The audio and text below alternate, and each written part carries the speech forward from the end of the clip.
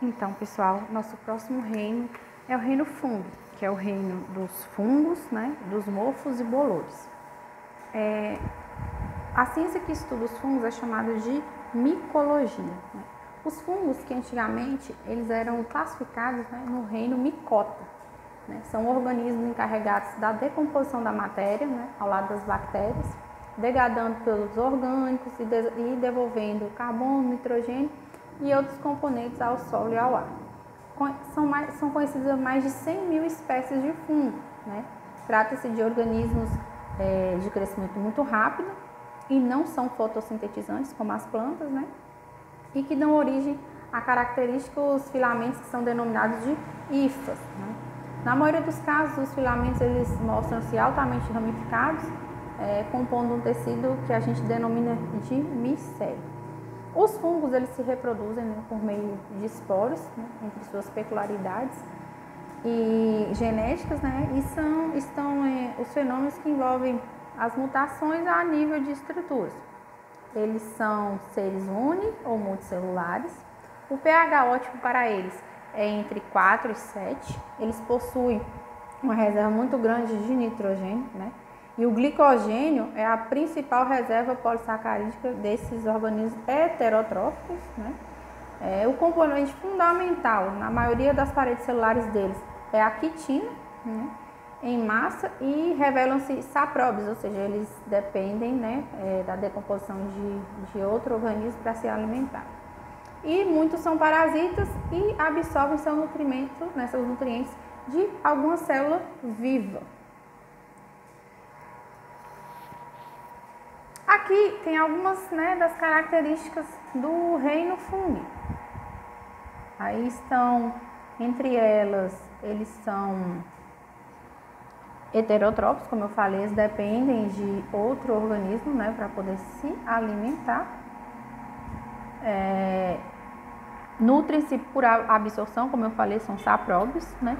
Com relação ao oxigênio, né, a disponibilidade de oxigênio, eles são divididos em aeróbios, que são a maioria, né, dependem de oxigênio, anaeróbios facultativos, que são, no caso das leveduras, que são utilizados para a fermentação, e anaeróbios obrigatórios, né, ou fermentativos obrigatórios, que não dependem estritamente do oxigênio. A temperatura de crescimento, a ótima é entre 25 e 30 graus Celsius, a mínima 10 graus Celsius e a máxima, eles conseguem sobreviver até 40 graus Celsius. Nós temos diversas espécies de fungos, sejam eles grandes ou pequenos. Aqui eu coloquei na imagem, né, um cogumelo gigante, e aqui é o mofo, né, o mofo que todos conhecemos, que também é um tipo de fungo. Temos presença de fungo nas frutas apodrecendo. Aqui, nessa imagem aqui, eu tenho um fungo chamado Botrytis, né? Que geralmente todo mundo já viu no morango mofado. É um fungo chamado Botrytis. E aqui nós temos aspergilos e penicilos. São dois tipos de fungos diferentes que a gente pode observar nessa laranja mofada. Temos ainda as orelhas de pau, que também são tipos de fungos, todos nós conhecemos, né? E aqui também é outro tipo de fungo, para vocês verem, os cogumelos. E aqui é uma folha de soja, porque além de acometer doenças aos seres humanos, os fungos também acometem doenças fúngicas, né, nas plantas. E aqui é a ferrugem asiática, na folha de soja, causada pelo fungo Pacospora parrhiza, e o míldio, na videira, causando aí peronóspora, pelo fungo peronóspora. Temos ainda os fungos de origem comestível, né? Que aí todo mundo conhece o champignon, que é um tipo de fungo que é um cogumelo, né? Que possui um corpo cavernoso que a gente pode se alimentar dele. Tem ainda a presença de fungos maléficos, né? Aqui nós temos um tipo de fungo que geralmente pão de forma, massa de tomate, né? Extrato de tomate, geralmente você usa um pouco, guarda na geladeira e quando você chega lá está mofado. Muitas pessoas têm o mau hábito de pegar o pão, o saco de pão, o primeiro está mofado e falar, só está mofado. Não, todo aquele pacote está contaminado por conta dos esporos.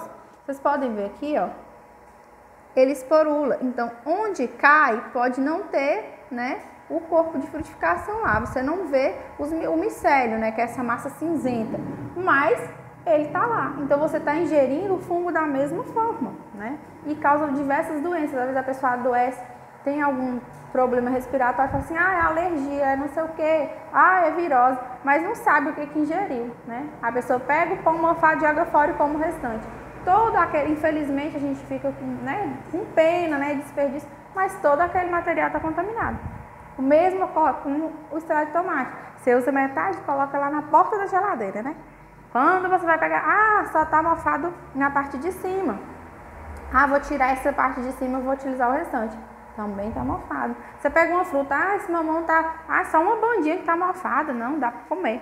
Toda aquela fruta está contaminada, porque o fungo ele esporula, ele solta, né, os esporos e acaba caindo e contaminando todo aquele alimento.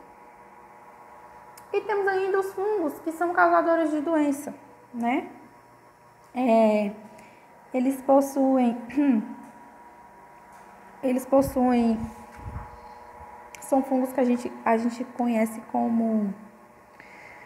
como fungos deuteromicetes, né? Que são fungos imperfeitos, são aqueles que causam as micoses. Os fungos são unicelulares, né? As leveduras, no caso das leveduras, elas são unicelulares, mas a maioria deles são fungos multicelulares ou pluricelulares, né?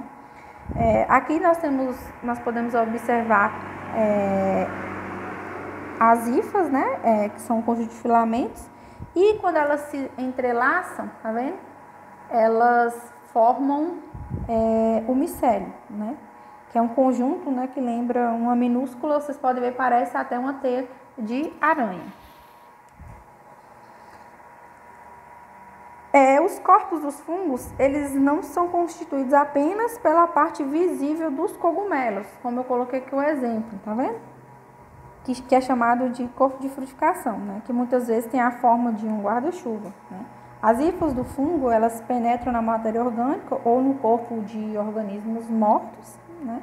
E digerem digere aquele material e absorve as substâncias, né?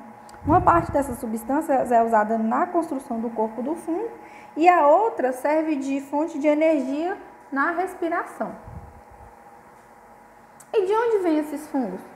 Podem estar em qualquer lugar. Na água doce, na água salgada, parasitando o solo, na matéria orgânica em decomposição, nos animais, nas plantas e no próprio homem, seja benéfico ou causando algum tipo de infecção. E onde vive? Em qualquer lugar, gente. Eles podem fazer associações benéficas, como as algas e os líquens, e também com as plantas, né? São as chamadas micorrizas, que fazem associações benéficas com esses organismos. Os fungos têm 4 classificações. Nós temos aí os zigomicetos, né? Temos os deuteromicetos, os ascomicetos e os basidiomicetos. Na frente eu vou falar de cada uma dessas classificações e quem são os representantes desses grupos. Os zigomicetos, eles são seus representantes, eles são multicelulares, né? Não possuem corpos de frutificação, né? Além disso, as suas hifas, elas não apresentam as paredes transversais e elas são totalmente preenchidas por citoplasma, né? Que é repleto de núcleos, que são as chamadas hifas cenocíticas. E os seus esporos, eles são denominados de zigósporos e a reprodução assexuada é mais frequente, né? Nós temos aí como representante desse grupo, né, a espécie Rhizopus stolonifer, né, que é o comum bolô negro do pão, que também ataca as frutas, né, o tomate, o morango, e é aquele conhecido bolô negro do pão. Tá? Ele é um fungo bastante familiar, né, ele cresce na superfície de alimentos úmidos, né, e destrói.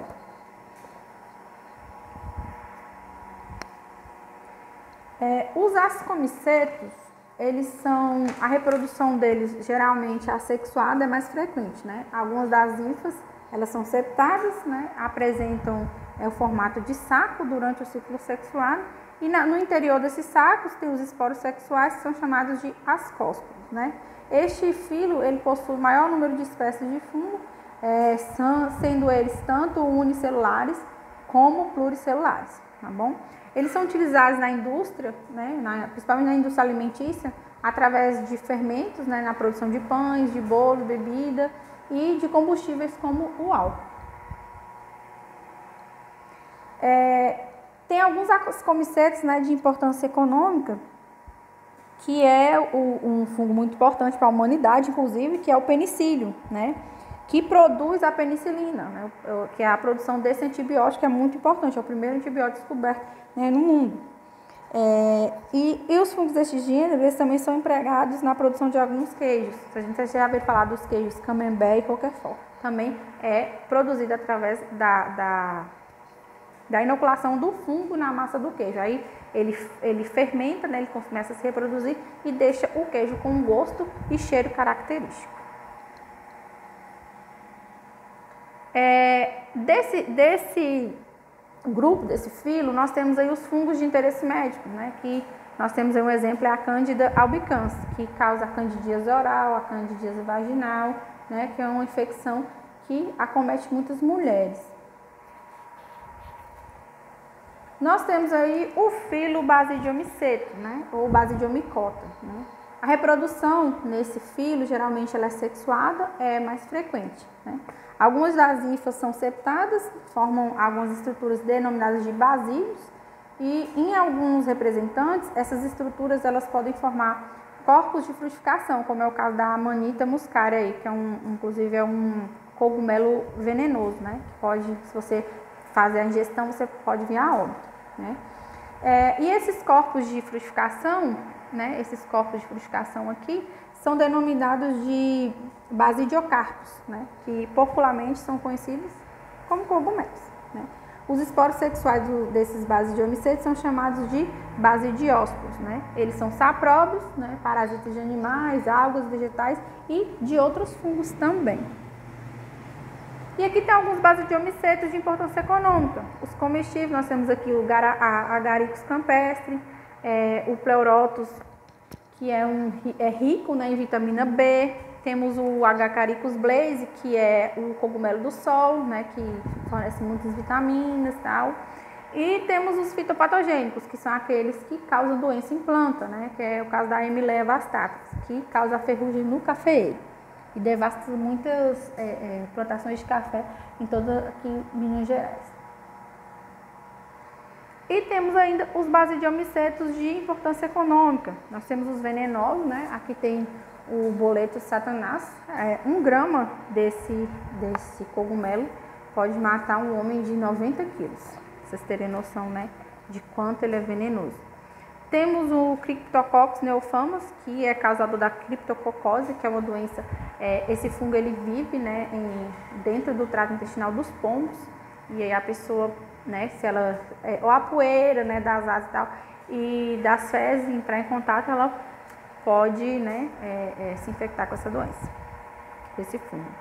Temos os decompositores de madeira e alguns são utilizados como antidepressivo ou alucinógenos, né, como é o caso do Psilobis mexicana, que é um fungo que tanto é utilizado como antidepressivo quanto em doses exageradas ele pode se tornar um alucinógeno. E, por fim, nós temos o filo, né, Deuteromicetus, que esse filo, as espécies que ainda não possuem classificação, eles colocam nesse filo, né, que é bem definido, que não foi definido ainda, e por esse motivo, os seus representantes, eles costumam ser chamados de fungos imperfeitos, né. Trata-se de um grupo artificial e, por esse motivo, ele tende, né, a se extinguir, né. Eles podem ser unicelulares, e a grande maioria são multicelulares com hifas ramificadas e septadas. São cosmopolitas, então você encontra ele em diversas localidades, né? Não apresentam reprodução sexuada conhecida, podem ser sapróprios, parasitas de animais, né, de seres humanos, algas vegetais e de outros fungos, né? Os fungos imperfeitos, como eu falo, eles são parasitas e geralmente causam doenças. São os fungos causadores das micoses.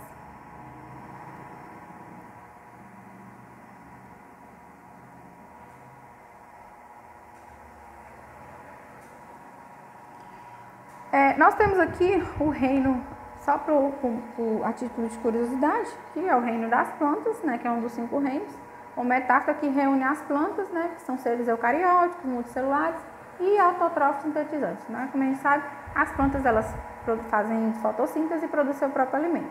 Né? Que pertencem ao reino das plantas são as briófitas, né, que são os musgos, as pterodófitas, que são as conhecidas samambaias, as gimnospermas, o representante são os pinheiros, e as angiospermas, que são as mangueiras. Por fim, eu tenho o reino animalia, né, ou metazoo, que compreende todos os animais, ou seja, os seres humanos, né, os cães, os gatos, os animais domésticos. São animais que são seres eucariontes, pluricelulares, heterotróficos, nós dependemos, né, nós temos mais de uma célula, dependemos de outros organismos para nos alimentar.